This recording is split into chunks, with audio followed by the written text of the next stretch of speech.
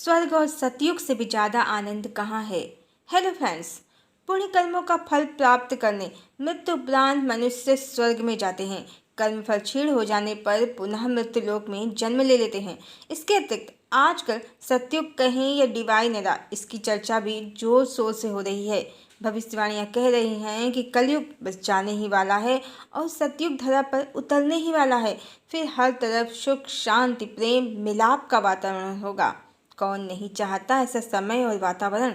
सब चाहते हैं शीघ्र सतयुग धरा पर उतर आए और आज जो समाज में क्रूरता और कटुता का अत्यधिक मलिन खेल चल रहा है समाप्त हो जाए, शीघ्र समाप्त हो जाए।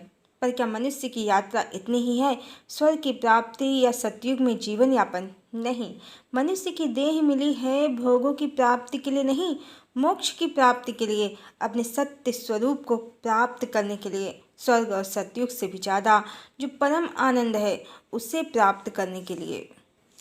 मनुष्य की देह मिली है तो ज्ञान, बुद्धि, चेतना और आत्मा की शक्ति अन्य जीव जंतुओं से हजारों करोड़ों गुना ज़्यादा मिली है।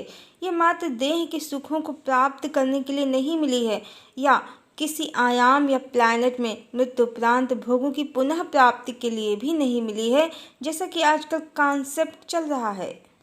श्री कृष्ण के भक्त गोलोक में जाएंगे जहाँ उत्तम उत्तम स्थान हैं, नदियाँ, झरने हैं, बहुत सारी गोपियाँ हैं और रास रचाने के लिए कृष्ण अकेले पुरुष हैं। सबको नारी का शरीर मिलेगा, सब कृष्ण संग रास रचाएंगे। ये सभी कल्पनाएं हैं, क्योंकि हरि की भक्ति से भोग नहीं, भोगों से मुक्ति मिल जाती है। स्वयं हरि का स्वरूप मिल जाता है। जिस परम आनंद में परमात्मा है, पूर्ण रूप से वो आनंद मिल जाता है। परमानंद मिल जाता है, परमानंद मिल जाता है, वो मिल जाता है जिसके बाद कुछ मिलना शेष नहीं है। हमारे ऋषि मुनियों, हमारे संतों का दर्शन गोपियों वाले गोलोक से सर्वथा भिन्न है।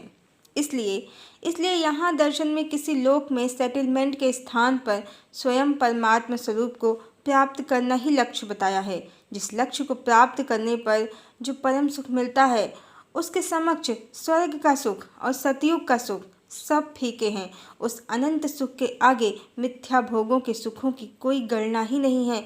संसार के सुख चाहे किसी भी युग में हो या किसी लोक में, परमात्मा की प्राप्ति का जो सुख है उसके आगे कुछ भी नहीं है। परमात्मा से मिलन का जो सुख है, जो एकत्व का सुख है, उसके आगे सारे सुख फीके हैं। यहाँ तक कि ट्विन फ्लेम और सोलमेट की मर्जिंग से जो सुख होता है वो भी परमात्मा के मिलन से उत्पन्न सुख, अनंत सुख के आगे कुछ भी नहीं है। सूर्य के सम्मुख चमकते जुगनू के अतिरिक्त कुछ भी नहीं है। इसी सुख को मीरा ने, कबीर ने, सूर ने, गुरु नानक ने प्राप्त किया है। और इसीलिए कबीर ने कहा भी है, प्रेम गली अति साकरी, जामे दो न समाए। कहाँ स्वर्ग का सुख, कहाँ सतयुग का सुख, या इस कलिकाल में नाना प्रकार के भोगों के सुख, कहाँ करोड़ों गोपियों के साथ गोलोक में सुख भगवान के साथ का, और कहाँ स्वयं भगवान के साथ एकत्व का सुख। इसकी ना तो कलयुग के सुख से कोई तुलना है, न सतयुग के, न स्वर्ग के, और ना ही करोड़ों स्त्रियों वाले गोलोक के सुख से ही इसकी कोई तुलना है। जब प्रीतम सदा एकत्व में हूँ तो इससे बड़ा कोई सुख नहीं है। और इसी सुख को ऋषियों और मुनियों ने मोक्ष कहा है या अहम ब्रह्मास्मि कहा है। मोक्ष प्राप्त करना, परमात्मा में विलीन होना ज़्यादातर मनुष्य अस्तित्व की समाप्ति समझते हैं, इसीलिए मोक्ष से डरते हैं और ऐसे लोक की कल्पना कर लेते हैं जहाँ श्री कृष्ण अनेकों स्त्रियों के साथ रहते हैं और अत्यंत सुख प्रदान करते हैं। पर वास्तव में श्री कृष्ण परम ब्रह्म परमात्मा है, विशुद्ध चेतना है। उनका लोक गोपियों वाला बिल्कुल भी नहीं है। वो स्वयं ही परम धाम है जहाँ चेतना उनमें विलीन हो जाती है। पर चेतना का परमात्मा में विलीन होना अस्तित्व की समाप्ति बिल्कुल भी नहीं है, बल्कि चेतना की जागृति है, स्वयं की जागृति है। माया के बंधन से निकल जाना है और हम स्वयं ब्रह्म हैं, इस सत्य को अनुभूत कर लेना है, इस सत्य से जुड़ जाना है स्थायी रूप से। कलिकाल में चेतना की शक्ति लुप्त होने के कारण ये सभी रहस्य खो गए हैं। इसी कारण मनुष्य मोक्ष के स्थान पर किसी ऐसे स्थान की कल्पना करने लगे हैं जहाँ परमात्मा के साथ रहने का सुख प्राप्त हो सके। पर परमात्मा तो इस काल्पनिक सुख से कहीं ज़्यादा अनंत सुख देना चाहते हैं।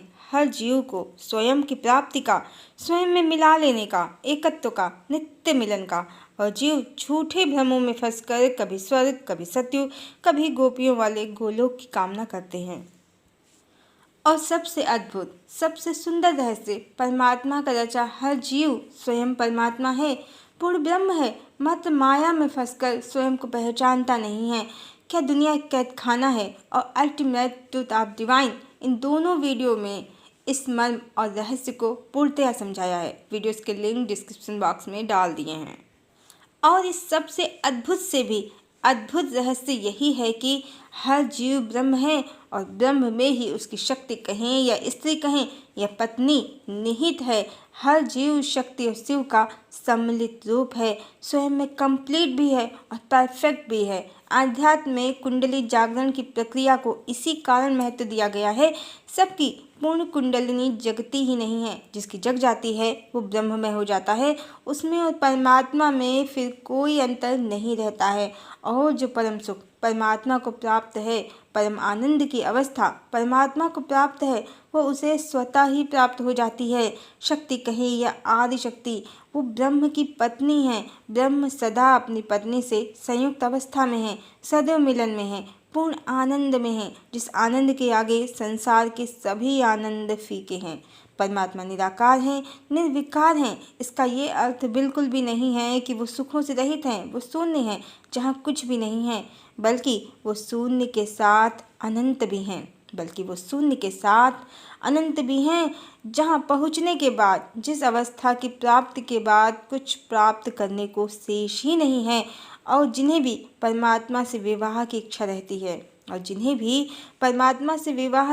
रहती है, तो मात्र इसी कारण, क्योंकि स्वयं की चेतना की शक्ति स्वयं के शिव को पा लेना चाहती है, जो उसे सदैव प्राप्त है।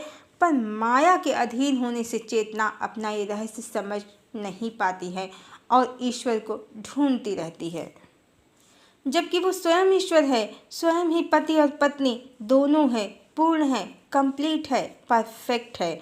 और जो भी जीवात्मा भक्ति से, साधना से, तप से, ध्यान से, जप से, समर्पण से अपनी कुंडलिनी की जागृति की पूर्ण अवस्था में पहुंच जाती है, वो माया को काट देती है। क्योंकि माया तो वैसे भी इल्यूजन है, भ्रम है, उसका कोई अस्तित्व ही नहीं है। वो जीवात्मा ब्रह्म की इस अवस्था को, जो परम आनंद में है, जिसे प्राप्त कर लेने के बाद कुछ भी प्राप्त करना शेष नहीं है, सच्चिदानंद स्वरूप को प्राप्त कर लेती है, पूर्ण शांति को प्राप्त कर लेती है, विश्राम को प्राप्त कर लेती है, परमानंद और परम सुख को प्राप्त कर लेती है, जिसके आगे तीनों लोकों और चारों युगों के सुख कुछ भी नहीं है। हरि ओम।